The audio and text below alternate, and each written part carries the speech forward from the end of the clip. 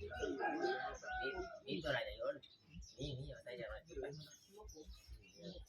เนี่ยครับก็วันนี้เช้านี้เนี่ยอาหารชั้นสูงก้อยไข่มดแดงโอ้ชัดผักกระต้นผักกระโดนผักกระโดนเรื่องปลาเดี๋ยวมะกอกก้อยเนื้อฮะก้อยเนื้ออาหารชิ้นโตอันนี้ก้อยสุก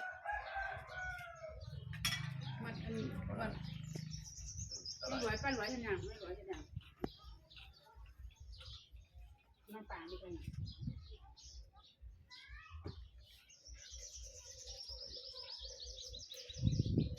ี่เกี่